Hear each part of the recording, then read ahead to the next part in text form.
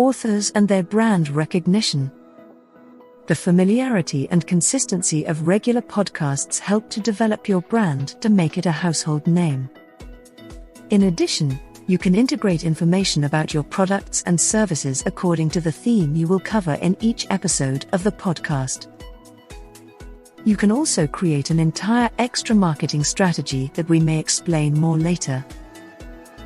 For example, if your expertise is in the financial field and produces a podcast on business accounting, you can provide information about your services in this area in each episode. You can also become a platform of marketing and expertise for those in the same industry as yourself. The convenience of variable formats. To generate a dynamic and make your podcast more attractive, you can use different formats such as interviews, roundtable, informal conversations, or simple narration.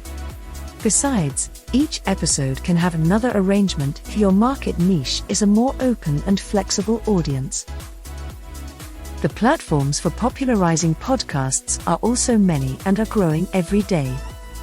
Therefore, the forms of dissemination and access are not considered a problem. Establishing a stronger connection with your audience. Speaking of connections, hearing the presenter's voice often creates a greater connection with the audience than simply reading text on a web page. With regularly scheduled podcasts, listeners become familiar with your voice and presentation style. This familiarity makes them listen to the podcast often, helping to keep your brand in listeners' heads longer. A podcast is a more personal way to reach new readers, fans, and customers, potential, and form and captivate a loyal audience. Loyal and consuming listeners.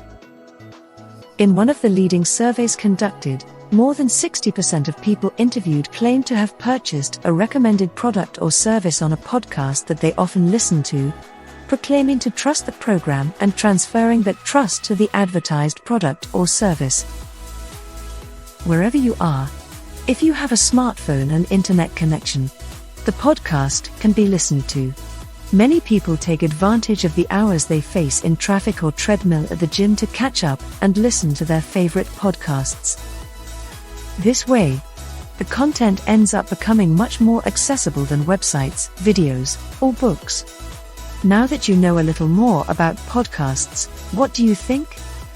Is it worth investing in one for business? If you want to get deeper into this subject, don't hesitate to contact the Omtimes digital podcast team.